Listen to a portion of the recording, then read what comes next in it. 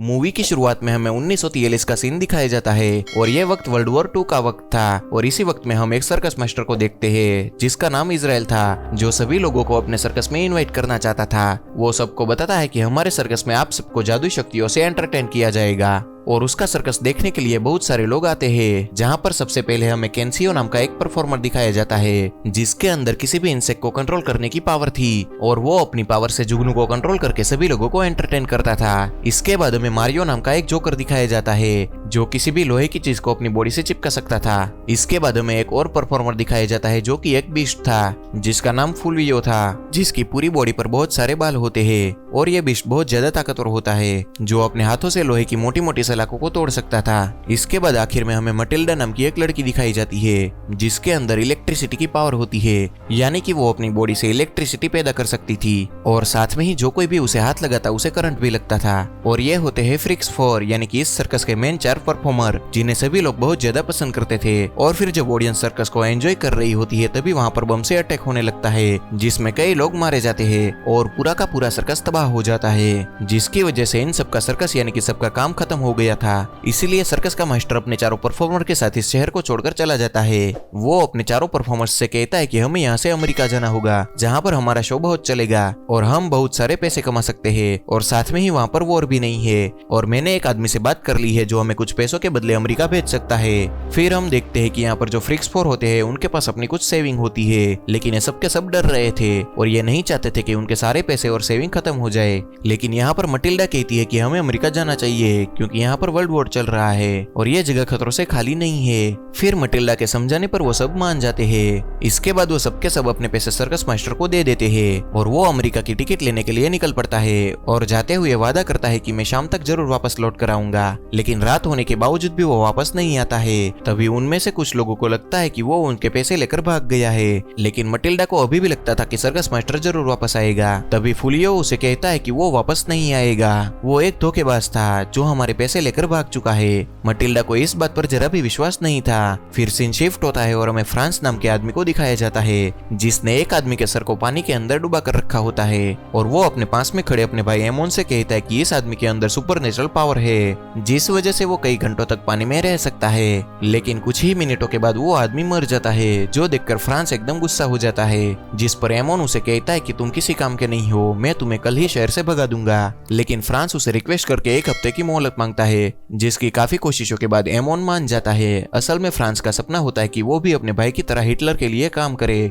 लेकिन जब डॉक्टर ने उसके हाथों में 6 उंगलियां देखी तो वो उसका मजाक उड़ाने लगते हैं, जिससे फ्रांस सोल्जर नहीं बन सका। और तब उसने तय किया कि वो कुछ ऐसे लोगों की तलाश करेगा जिसके अंदर सुपरनेचुरल पावर हो और वो उन लोगों को उपहार के तौर पर हिटलर को देगा ताकि वो वॉर जीत सके और इसी से खुश होकर हिटलर उसे सोल्जर बना दे। साथ में ही फ्रांस के पास भी ऐसी पावर होती है जिससे वो फ्यूचर देख सकता था। दूसरी ओर जब वो चारों फ्रिक्स 4 आगे बढ़ रहे होते हैं तभी उन्हें हिटलर के कुछ लोग दिखाई देते हैं जो जूइश लोगों को अपने साथ लेकर ले जा रहे थे, जिसे देखकर ये सब डर जाते हैं और वहां से भागने लगते हैं। लेकिन तभी कुछ सोल्जर मटिल्डा को छोड़कर बाकी तीनों को अपने साथ ले जाते हैं क्योंकि उन्हें ऐसा लगता था कि मटिल्डा जूइश नहीं है और ये देखकर मटिल्डा बहुत ज्यादा परेशान हो जाती है। वहीं पर इनके सर्कस के बाकी 3 लोग जिसको सोल्जर ने पकड़ लिया था वो अपने जादू का इस्तेमाल करके वहां से भाग निकलते हैं और रास्ते में उन लोगों को मटिल्डा भी दोबारा मिल जाती है। फुलियो सबसे कहता है कि हमें यहाँ के सर्कस में काम करना चाहिए, जिस पर सभी लोग मान जाते हैं। लेकिन मटिल्डा सबसे कहती है कि हमें हमारे सर्कस मास्टर यानी कि इजराइल के लिए रुकना चाहिए, हो सकता है कि उसे सोल्जर ने पकड़ लिया हो। लेकिन फुलियो के कहने पर सभी मटिल्डा को वहीं पर छोड़कर चले जाते हैं। फिर जब रात को मटिल्डा एक जगह पर बैठी होती है तो उसे 2 सोल्जर देख लेते हैं और वो उसके साथ जबरदस्ती करने की कोशिश करते हैं। लेकिन जैसे ही एक सोल्जर उसे छूता है तो उसे बहुत ही जोर का झटका लगता है जिससे उसका पूरा हाथ बुरी तरह से जल जाता है,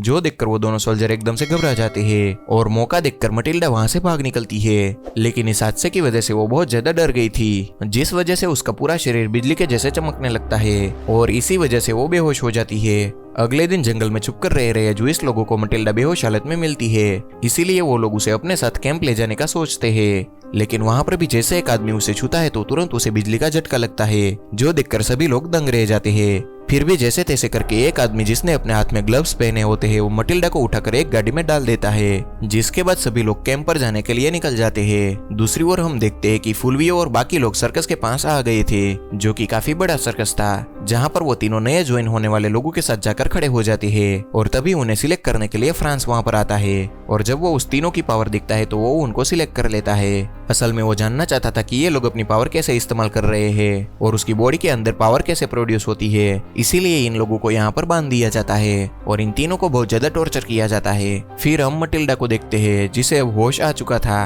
और वो खुद को उसी जूइस लोगों के ग्रुप में पाती है, जहाँ पर उस ग्रुप का लीडर उसे पूछता है कि तुम कौन हो और तुम्हारे पास बिजली का झटका देने की पावर कहाँ से आई है और क्या तुम इस शक्तियों से हमारी मदद करोगी। लेकिन तभी मटिल्डा उसे कहती है कि मैं अपनी शक्तियों का इस्तेमाल किसी को मारने के लिए नहीं करती हूँ, जो सुनकर उस ग्रुप के लीडर को गुस्सा आ जाता है। तभी उन लोगों को वहां पर कुछ गाड़ियों की आवाज सुनाई देती है और जब वो लोग झाड़ियों के पीछे से आवाज की ओर देखते हैं तो वहां पर हिटलर की सेना कुछ जूइश लोगों को अपने साथ लेकर जा रही थी। और तभी मटिल्डा देखती है कि उस आदमियों के साथ सर्कस मास्टर इजराइल को भी पकड़कर ले जा रहे हैं और इसीलिए वो भागकर गाड़ी के पास चली जाती है और इजराइल को आवाज देती है। तभी इजराइल उसे वहां से जाने के लिए कहता है, लेकिन तभी मटिल्डा चिल्ला चिल्ला कर कहने लगती है कि मैं भी एक जूइस हूँ, जिसे देखकर कुछ ऑफिसर वहां पर आ जाते हैं और वो उसे गोली मारने ही वाले होते हैं। तभी वहां पर एक और लड़की आ जाती है और वो उन सबका ध्यान अपनी ओर खींच लेती है और जब वो सभी सोल्जर उसे देख रहे होते हैं तभी जूइस लोग उस पर हमला करके उन सबको मार देते हैं। और इसी हमले के बीच उस ट्रक का ड्राइवर जिसमें सभी जूइस लोग भरे हुए थे वो उस ट्रक को लेकर वहां से निकल जाता है। फिर कैंप में वापस आकर जूइस ग्रुप का लीडर मटिल्डा से पूछता है कि तुमने उस सोल्जर के सामने अपनी शक्तियों का यूज क्यों नहीं किया,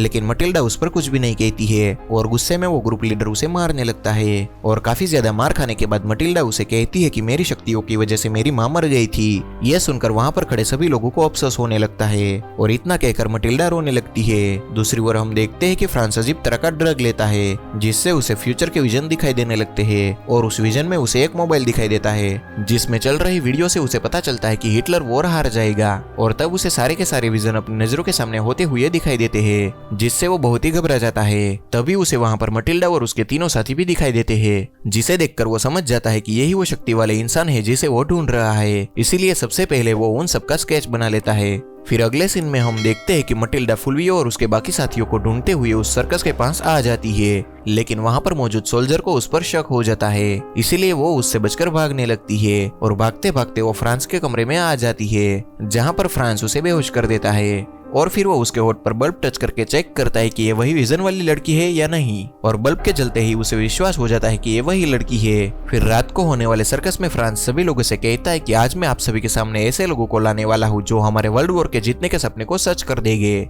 और फिर इतना कहकर वो एक पिंजरे में फ्रिक्स 4 के 3 साथी को लेकर आता है और दूसरी ओर अलग पिंजरे में मटिल्डा को रखा होता है जिसे देखकर फुल्वियो और बाकी लोग खुश हो जाते हैं। और तभी मटिल्डा के पिंजरे में एक शेर को डाल दिया जाता है। फिर फ्रांस उसे कहता है कि इसे शॉक देकर मार दो ताकि लोग तुम्हारी शक्तियां देख सके, जो सुनकर मटिल्डा थोड़ा घबरा जाती है। और तभी शेर भी मटिल्डा पर दहाड़ने लगता है, इसीलिए वो उसे शॉक देने के लिए अपना हाथ आगे करती है, लेकिन तभी वो शेर उसके साथ खेलने लगता है और शांत हो जाता है, जिसे देखकर फ्रांस एकदम गुस्सा हो जाता है और वहीं बाकी सारे लोग उस पर हंसने लगते हैं। तभी फ्रांस मटिल्डा के साथियों पर गन पॉइंट करके मटिल्डा को अपनी पावर यूज करने के लिए बोलता है और इसी दौरान वो फिसल कर गिर जाता है, जिससे सभी लोग फिर से उस पर हंसने लगते हैं, जो देखकर फ्रांस गुस्से में वहां से चला जाता है और अपने असिस्टेंट को मटिल्डा और उसके साथियों को मारने का ऑर्डर देता है। फिर मटिल्डा और उसके साथियों को एक कमरे में बंद किया जाता है और उस कमरे में आग लगा दी जाती है। वो चारों उस कमरे से निकलने की बहुत कोशिश करते हैं लेकिन वो नाकाम हो जाते हैं। और फिर मटिल्डा यहाँ पर अपनी पावर यूज करती है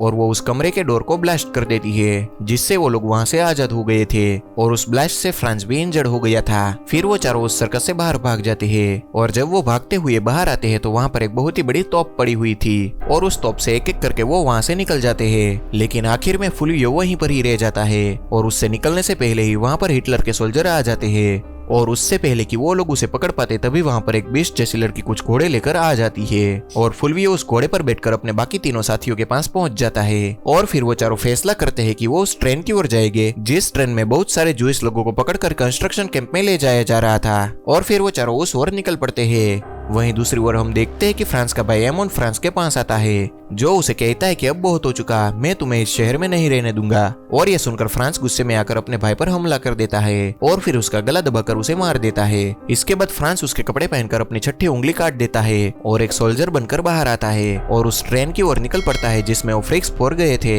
असल में फ्रांस ने अपने विजन में पहले ही उस ट्रेन को देख लिया था। वहीं हमें फ्रिक्स 4 को दिखाया जाता है जो उस ट्रेन तक पहुंच जाते हैं, लेकिन गलती से उनमें से 3 लोग एक डब्बे के अंदर गिर जाते हैं जहां पर जर्मन सोल्जर थे और वो उसे गन पॉइंट पर ले लेते हैं। लेकिन कैंसियो अभी भी ट्रेन के बाहर ही लटक रहा था। तभी वो वहां पर बहुत सारी मधुमक्खियों को देखता है और वो उन सबको कंट्रोल करके अपनी बॉडी के साथ चिपका कर अंदर जाता है और मधुमक्खियों से सभी सोल्जर पर हमला कर देता है। फिर वो चारों वहां से निकल जाते हैं और उस ट्रेन में अपने सर्कस मास्टर इजराइल को ढूंढना शुरू कर देते हैं, जहां पर उन्हें इजराइल मिल जाता है और वो उसे और बाकी सभी कैदियों को छुड़वा देते हैं। लेकिन अब उसके सामने फ्रांस और उसकी पूरी सेना है। असल में उस सोल्जर ने फ्रांस को अपना ऑफिसर समझ लिया था जिसने अपने भाई के कपड़े पहनकर उन्हें ऑर्डर दिया था, क्योंकि उसकी शक्ल हूबहू अपने भाई से मिलती थी। फ्रांस यहाँ पर अपनी वाइफ के साथ पहुंच गया होता है और वो मटिल्डा को अपने साथ चलने के लिए कहता है, लेकिन मटिल्डा उसके साथ जाने से मना कर देती है, जिस पर फ्रांस अपने सिपाहियों को मटिल्डा को पकड़कर अपने साथ लाने का ऑर्डर देता है। और जब वो सिपाही उसे हाथ लगाते हैं तो उसे जोरदार इलेक्ट्रिक शॉक लगता है